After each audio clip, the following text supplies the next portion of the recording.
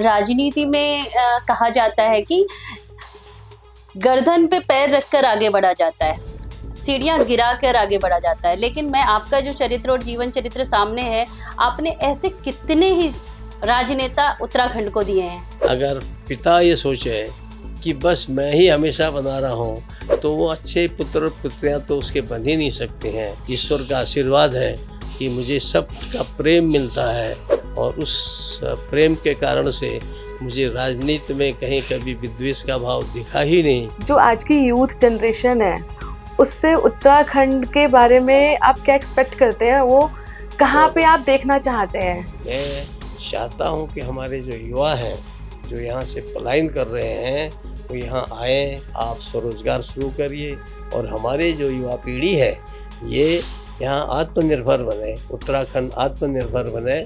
इस दृष्टि से मैंने जगह जगह प्रयास किए और उसका परिणाम आज ये है कि कल ही मैं मुख्यमंत्री जी का कहीं बयान देख रहा था कि इतने हजार लोगों ने बाहर से आकर के यहाँ स्वरोजगार शुरू कर दिया है। दो मातृशक्ति की रूपी दोनों को मैं बधाई देता हूँ और शुभकामना करता हूँ कि ये जो चैनल है ये और अच्छा फले फूले और ये इस उत्तराखंड को जब माँ भगवती का एक प्रकार से भगवान शिव का स्थान है तो यहाँ से एक नए भारत का उदय हो, ये मेरी शुभकामना है।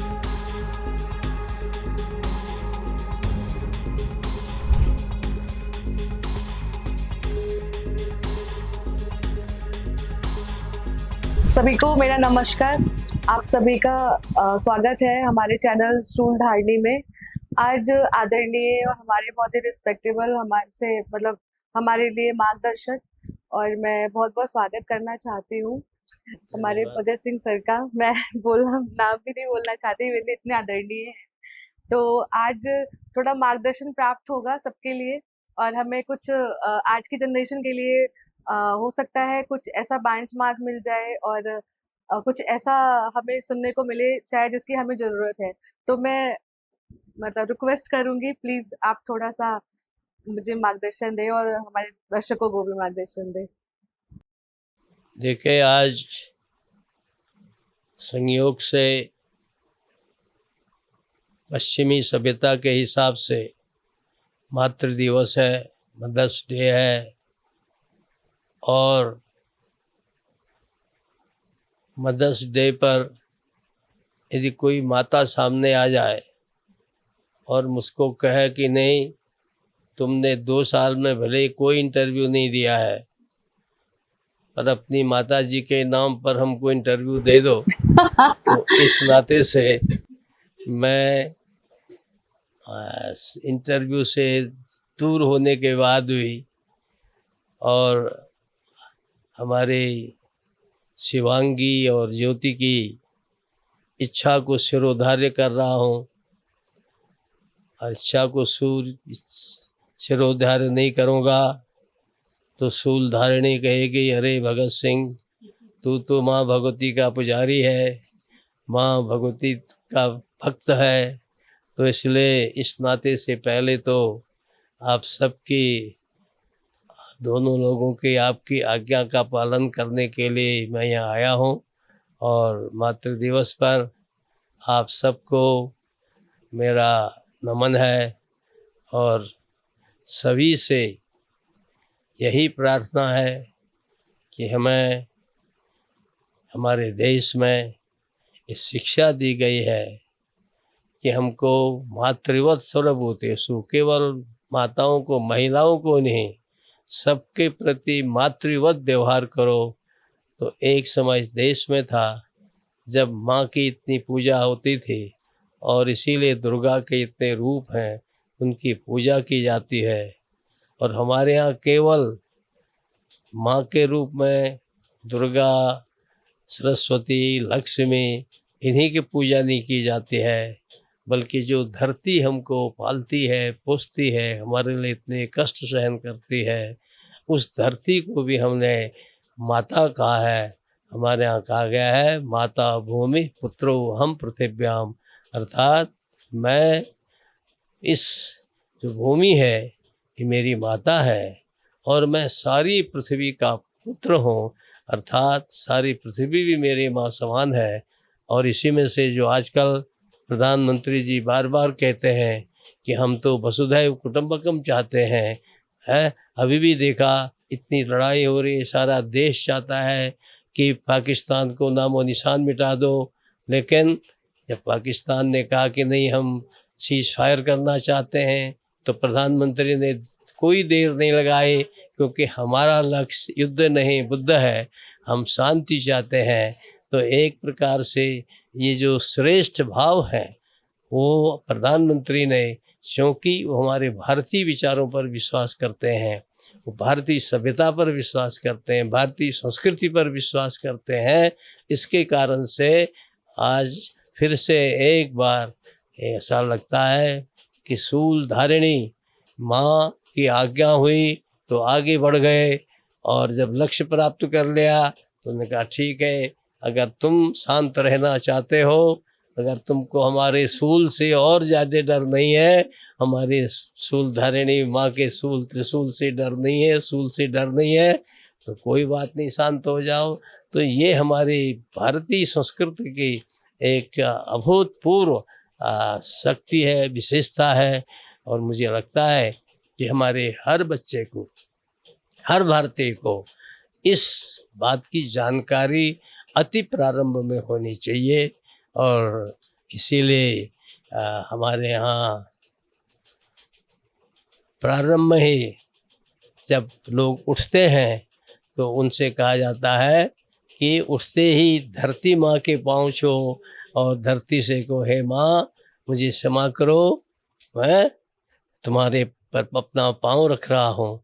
तो ये जो भाव है, इस भाव के माध्यम से हमारा बच्चा जब बढ़ता है, आगे बढ़ता है, तो उस बच्चे के अंदर, हर बच्ची में, हर महिला में माँ के दर्शन करने का उसका अभ्यास होता है। इसके कारण से धरती माँ को भी और उसको एक का उसके प्रति उसका आदर का भाव जगता है और उसके प्रति समर्पण का भाव जगता है, और फिर उसके लिए वो चंद्रशेखर भगत सिंह की जगह से तरह से अपना बलिदान देने को तैयार रहता है। तो इसलिए मुझे लगता है कि आज के दिवस पर आप लोग आए, आप लोगों ने कहा, मुझे आज्ञा दी, तो दो मातृशक्ति की रूपी दोनों को मैं बधाई देता हूँ और शुभकामना करता हूँ कि ये जो चैनल है ये और अच्छा फले फूले, और ये इस उत्तराखंड को जब माँ भगवती का एक प्रकार से भगवान शिव का स्थान है, तो यहाँ से एक नए भारत का उदय हो, ये मेरी शुभकामना। बाबू जी, आपने अपना बहुत बहुमूल्य समय हमें जो प्रदान किया उसके लिए आपका बहुत बहुत आभार, धन्यवाद। बाबू जी, मैं जितना आपके जीवन के बारे में जानती हूँ, और आप बचपन से ही और राष्ट्र से प्रेरित आपका जीवन रहा, और सनातन और हमारी संस्कृति को लेकर आप हम संघ से जुड़े रहे, और किशोरावस्था से ही शायद आप संघ से जुड़े रहे, लगाव रहा। आपने बहुत सारे सरस्वती शिशु मंदिर, विद्या मंदिर, इनों की स्थापना की, आचार्य रहे आप कई सब वर्षों तक, और इस समय आपने जो आपका जीवन रहा उसमें शिक्षा के क्षेत्र में आपने बहुत काम किया। तो आज की जो युवा पीढ़ी है जिनमें भटकाव आ रहा है, तो वो शायद हमारी पश्चिमी सभ्यता और संस्कृति को लेकर जो भ्रमित हो रहे हैं, तो मैं उनके बारे में आपके मुखारबिंदु से उनके लिए एक ऐसा संदेश, जिससे कि हमारी उत्तराखंड की जो युवा पीढ़ी है वो उससे प्रेरणा ले और उस मार्ग पर चले और हमारे सनातन की ओर फिर से लौटे, ऐसे उसमें आपका क्या मार्गदर्शन रहेगा उस विषय में थोड़ा सा? कि जो अभी तक आप बोली हैं, सच तो यह है कि आपने अपने प्रश्न में ही अपना उत्तर दे दिया है। कि जो आपने सनातन की बात कही है, प्राचीन संस्कृति की बात कही है, तो देखिए इस देश में जब आज़ाद हुआ तो महात्मा गांधी ने देश की आज़ादी के लिए जो मंत्र दिया था वो था रघुपति राघव राजा राम, पतित पावन सीताराम। लेकिन हमारे देश के प्रधानमंत्री वो भी बड़े तपस्वी थे, उन्होंने भी बड़ा त्याग किया था, नेहरू जी ने। लेकिन उनकी दिक्कत क्या थी कि वो कैम्ब्रिज और हैरो में पढ़े थे, और इसके कारण से उनका जो सारे संस्कार थे वो एक प्रकार से विदेशी संस्कार थे, पाश्चात्य संस्कार थे और उससे ज़्यादा प्रभावित थे। और फिर उस समय इस देश के अंदर और इस दुनिया के अंदर जो नास्तिकवाद था, अर्थात कार्ल मार्क्स और हेगेल और एंजेल के द्वारा चलाया हुआ, वो इतना अधिक व्याप्त था। और उसके साथ साथ जो उसका थोड़ा हल्का था उसे वो था समाजवाद। तो इस सब में कहीं जीवन मूल्य जो होते हैं, मनुष्य का मनुष्य के प्रति क्या कर्तव्य है, मनुष्य का हमारी जो मातृशक्ति है उसके प्रति क्या कर्तव्य है, इसका वहाँ कहीं वर्णन नहीं था। वे केवल मनुष्य को एक आर्थिक प्राणी मान करके चलते थे। तो उसके कारण से जो वैल्यूज ऑफ लाइफ हैं, जो जीवन के मूल्य हैं कि भाई हमको माता पिता के पाँव छूने चाहिए, हमको जो घर में अतिथि आता है अतिथि देवो भव, मातृ देवो भव, पितृ देवो भव, आचार्य देवो भव, ये जो विचार होने चाहिए, ये विचार लुप्त हो गए इस भारतीय शिक्षा में। और विशेष करके चूँकि नेहरू जी पूर्ण रूप से और उसके बाद के जितने भी लोग हैं उन लोगों ने शिक्षा में इस प्रकार की विकृति पैदा कर दी कि हम तो गुलाम थे, कि हम तो जो है हमारे पास तो कुछ था ही नहीं, जो कुछ है ये सब विदेश और पश्चिम से ही सब कुछ है। तो इस नाते से अपने को इतना एक प्रकार का हीन भाव यहाँ लोगों के उसमें आ गया कि उसके कारण से सारा शिक्षा जगत में वो सब चीज़ें उड़ गई। तो अब सौभाग्य से हम सब लोगों ने संघ के से प्रेरणा लेकर के बहुत से हमारे लोगों ने भारतीय जीवन पद्धति से, शिक्षा की पद्धति से और अपना शिशु मंदिर, विद्या मंदिर का काम शुरू किया। रामकृष्ण मिशन ने अपने स्वामी विवेकानंद जी द्वारा स्थापित, ऐसे उस रामकृष्ण मिशन ने भी भारतीय संस्कारों से युक्त अनेक आदिवासी क्षेत्रों में अनेक जगहों पर अपने इस प्रकार के विद्यालय शुरू किए। स्वामी दयानंद जी के प्रभाव में की कृपा से और उनकी अनुकंपा से अब सारे देश में आर्य समाज ने भी और उस हमारी संस्कृति को जिंदा रखने की कोशिश की। ऐसे और अनेक लोग हैं। तो एक प्रकार से नॉन गवर्नमेंट स्तर पर, गैर सरकारी स्तर पर ये प्रयास चलते रहे। पर ये पहली बार ऐसी है कि जब 2020 का ये नया विजन आया, एक शिक्षा नीति आई, तो उस सब में हमारे जो जीवन मूल्य हैं, हमारी संस्कृति है, हमारा इतिहास है, उसको सही दृष्टि में यहाँ कि जो हमको मारने वाला है, काटने वाला है, हम पर राज्य करने वाला है बाहर से, उसको तो महान कह दिया। और जो उस मारने काटने को हमारी संस्कृति को बिगाड़ने क्या लिया है, उसके लिए घास की रोटी खा करके भी अपनी प्रतिज्ञा पूरी करता है। और राणा प्रताप जैसे कोई कुछ थे ही नहीं, ऐसा दिखाया गया है। अब पहली बार ये कोशिश की जा रही है कि देश में शिवाजी ने कितना प्रयास किया, देश में गुरु गोविंद सिंह का क्या त्याग है समाज को बचाने के लिए। तो एक प्रकार से ये सारा सही इतिहास बनाया जा रहा है। तो मुझे लगता है कि हमारी नई पीढ़ी को नहीं, आज के सारे बुढ़े हों, जवान हों, बच्चे हों, लड़के हों, लड़की हो, इन सब लोगों को एक बार से फिर से अपने उस महान ग्रंथों में से, पूरा ग्रंथों का नहीं पढ़ सकता लेकिन उसका जो सार है वो सीखना चाहिए। और उसको सीख करके फिर से इस देश को महान बनाने का संकल्प लेंगे। तो हमारे अंदर जो आज कमजोरियां आ गई हैं, लोगों से को, मैं भी नेपाल था तो बच्चे बोले नहीं कैसीनो जाते, मैं क्यों जाते हो कैसीनो है, तो लेकिन अब चल गई, प्रथा चल गई है। ऐसी कितनी चीज़ें हैं, बच्चे जो हैं कितने नशा कर रहे हैं, कितना गलत काम कर रहे हैं। तो यहाँ भी इस प्रकार की बहुत बुराइयाँ हैं। यहाँ की सरकार दामी जी लगे पड़े हैं कि भाई इसको कम करो, इसको सख्ती से निपटो। तो मुझे लगता है कि इसको केवल सरकार के माध्यम से नहीं, बल्कि आपके चैनल के माध्यम से, दूसरे चैनल के माध्यम से, पेपर्स के माध्यम से, उस माध्यम से भी इन बुराइयों पर प्रहार होना चाहिए। और लोगों को पर्सनल कांटेक्ट करके उनको प्यार से, प्रेम से समझा करके और इस बुराई को दूर करके और देश को तो आगे बढ़ाना है।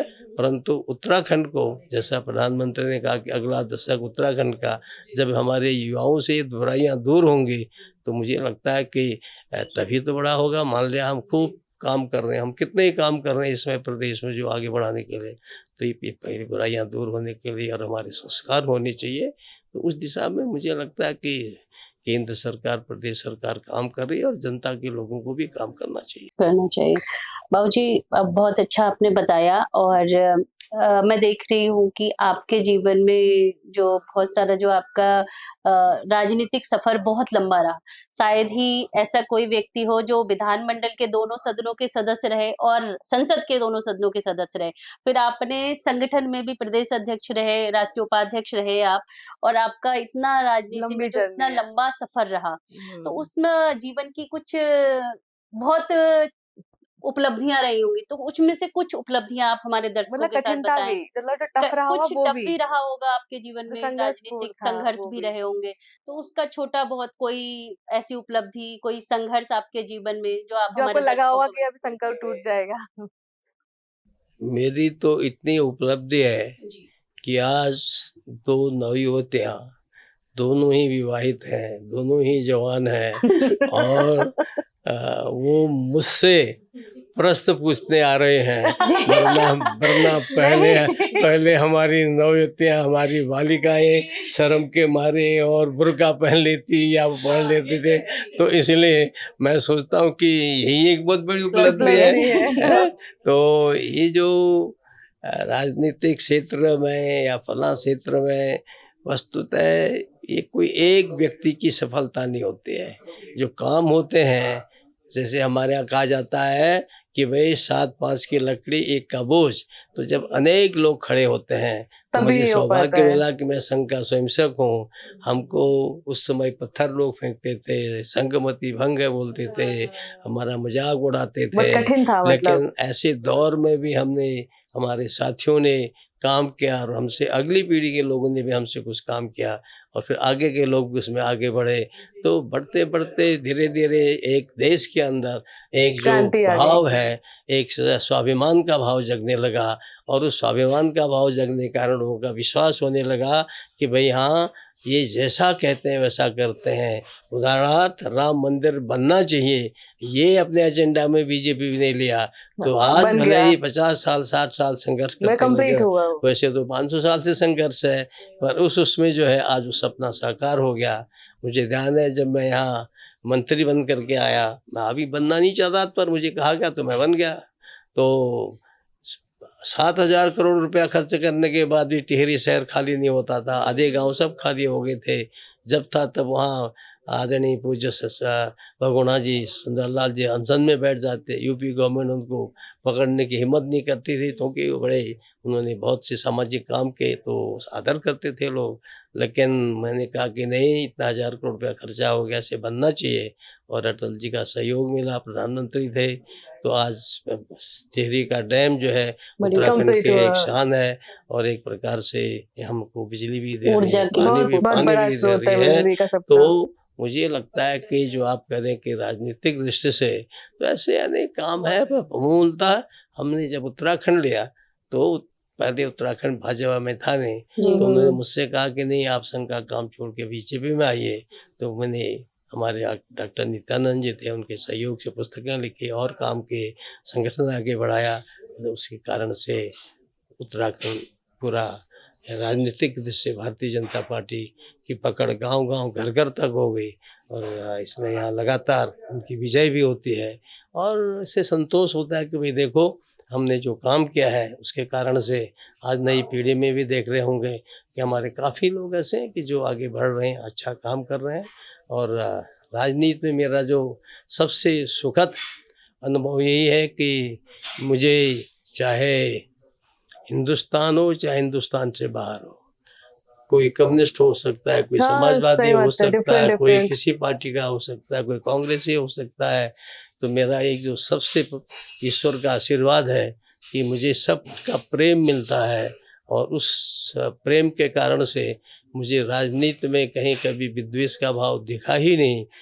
तो इसलिए मैं अपने ओर से भी कोशिश करता हूँ कि अपने ओर से कोई विद्वेष का भाव नहीं होना चाहिए। तो राजनीति में थोड़ा इससे ऊपर उठ करके और एक बंधुत्व का भाव, स्पोर्ट्समैन स्पिरिट जिसको कहते हैं, उससे लोगों को काम करना चाहिए। मैं सबको बोलता हूँ, पक्ष हो विपक्ष हो, कोई राजनीति से संबंध रखने वाला हो, उससे भी मैं इस बात कहता हूँ और उसके कारण से मेरे लोग सभी मित्र हैं। बाबू जी, आपका जो जीवन रहा और राजनीतिक जीवन, मैं मोस्टली कहना चाहूंगी यहाँ पर कि राजनीति में कहा जाता है कि गर्दन पे पैर रखकर आगे बढ़ा जाता है, सीढ़ियाँ गिराकर आगे बढ़ा जाता है। लेकिन मैं आपका जो चरित्र और जीवन चरित्र सामने है, आपने ऐसे कितने ही राजनेता उत्तराखंड को दिए हैं और आज वो शायद ही देश की राजनीति में भी बहुत अच्छा स्थान है उनका, और वो आपके सानिध्य से रहकर, आपके शिष्य रूप से रह के ही आज इतने बड़े पद पर हैं। तो वो आपका जो जीवन चरित्र है, वो बहुत महान हो जाता है। उस पर आप थोड़ा-सा प्रकाश डालें कि ऐसा जो आदर्श है राजनीति में बहुत कम लोग स्थापित कर पाए।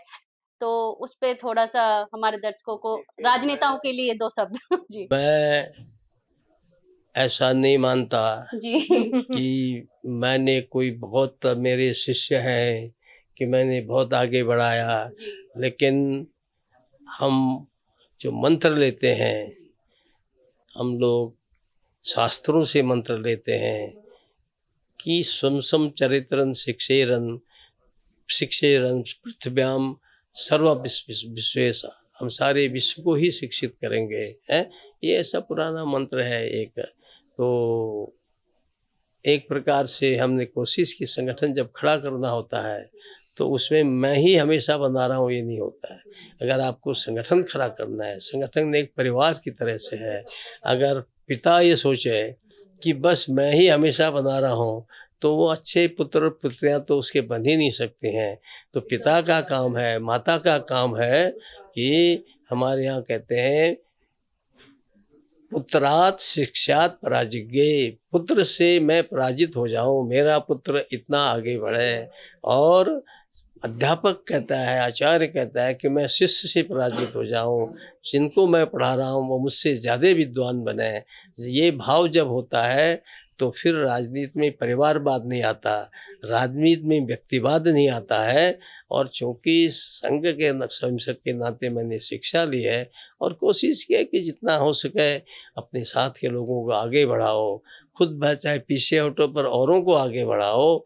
मेरा ये क्वेश्चन है कि उत्तराखंड का आपने एक बहुत लंबा जर्नी देखा है, तो आप जो आज की यूथ जनरेशन है, उससे उत्तराखंड के बारे में आप क्या एक्सपेक्ट करते हैं? वो कहाँ पे आप देखना चाहते हैं?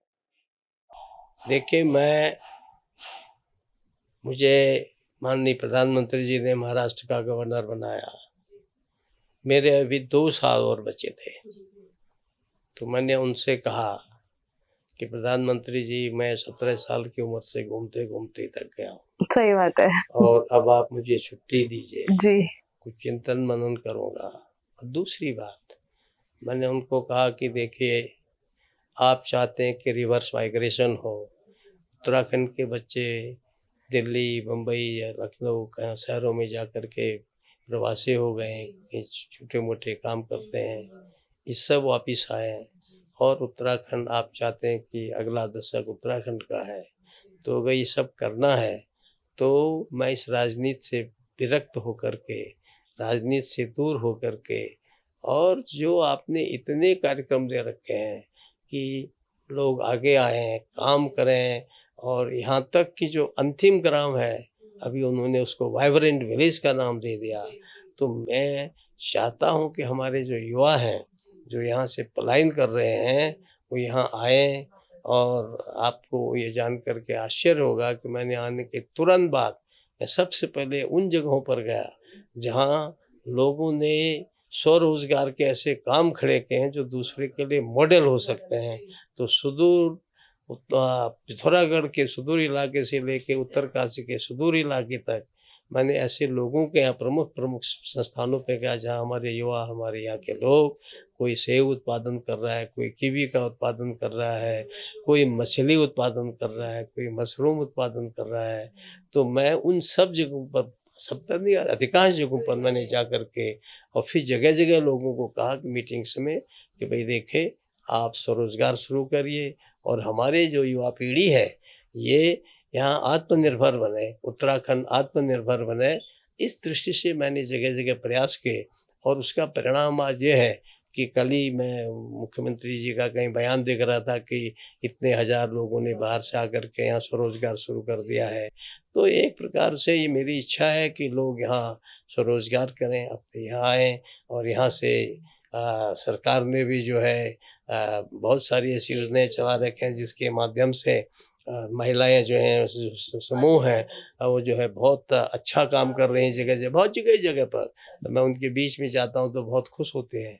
तो इसलिए हमारा ये प्रयास है कि इस प्रकार से युवा और विशेष करके महिलाएं जो हमारी माताएं बहनें हैं वो स्वरोजगार की ओर बढ़ें और उनकी मार्केटिंग की व्यवस्था हो। तो उस दिशा में मेरा इस समय अधिकांश समय मैं उसी में अपने को देता हूँ। और दूसरा मैंने ये कोशिश की है कि हम लोग आदर्श तो बहुत मानते हैं, लेकिन आप शहरों में जाओ तो हम किसी के हाथ का खाना खा लेते हैं, पर जब अपने गांव में जाते हैं तो अपने ही कुछ भाई बहन ऐसे हैं जिनको साथ बैठ कर के हम भोजन ही नहीं करते। तो आज भी जो अस्पृश्यता है, तो मैंने बहुत जगह में ऐसे हमारे जो अनुसूचित भाई बहन हैं उनके गाँव में जा कर के, और सब जो भी हमारे पहाड़ में विशेष करके ठाकुर और ब्राह्मण रहते हैं, तो अभी मैदान में कम गया हूँ तो कुछ जगहों पर गया, तो ऐसे अनेक जगहों पर मैंने सहबोज और समरसता के कार्यक्रम किए हैं। और सब मुझसे कहते हैं भगत दा आइए आज हमारे यहाँ भी कार्यक्रम रखे, भगत दा हमारे यहाँ भी कार्यक्रम रखे। तो मैं चाहता हूँ कि उत्तराखंड देवभूमि है, तो यहाँ से जो अस्पृश्यता का जो कलंक है यह भी हटना चाहिए। और हमारे सारे जो बंधु हैं बहनें हैं जिनको पिछले सैकड़ों सालों से एक प्रकार से यातना सहन कर रहे हैं वो ख़त्म हो। फिर ऐसे ही मैं जब मंत्री बना था, मुख्यमंत्री था, तो मैंने कहा कि पुलिस में भी भर्ती होनी चाहिए महिलाएं। तो मेरे अधिकारियों ने, मैंने कहा 30% रखो, तो उन्होंने कहा सर यहाँ इतनी महिला पुरुष की जरूरत ही नहीं है, इतने अपराधी नहीं होते। तो अब मैं थोड़ा अधिकारियों का भी सम्मान करता हूँ, तो मैंने कहा चलो कोई नहीं भी 20% रखो। तो पहले 20 रखा, सौभाग्य से बाद में तिवारी जी आए, तो फिर मैंने कहा ये मेरा ये सपना था कि 33 होना चाहिए। तो वो तो बहुत ही श्रेष्ठ नेता थे, बड़े नेता थे, अनुभवी नेता थे। अरे महाराज इसको 33% कर दो, 30% कर दो। तो आज आप देखेंगे जहाँ भी हैं हमारी बालिकाएं सब जगह, पुलिस में भी आपको वही दिखाई देंगे। कितने नायब तहसीलदार तो यूपी में महिला भर्ती नहीं होते थे। मैंने पहली बार एंट्री में मैंने अपने मुख्यमंत्री काल में जब निकाला तो उसमें 30% महिलाओं को निकाल दिया। आज जहाँ देखोगे क्या महिलाएं पटवारी हैं।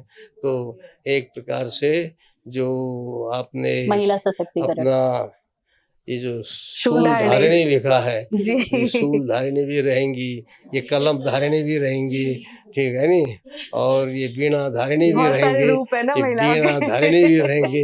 तो एक ऐसा सुंदर जो स्वरूप यहाँ से आएगा तो एक अच्छा हमारा उत्तराखंड बनेगा। मुझे लगता है कि इस दिशा में हमारे प्रधानमंत्री जी, मुख्यमंत्री अमित साहब सब लगे हुए हैं और जनता भी उनको प्रेम दे रही है। तो मुझे लगेगा कि जनता जितना जितना आशीर्वाद उनको देगी, और इस जो मेरा सपना है कि भाई ये आत्मनिर्भर हो, यहाँ की हमारी महिलाएं, हमारे युवा ये सच्चरित्र हों, आगे बढ़ें, हर क्षेत्र में आगे आएँ।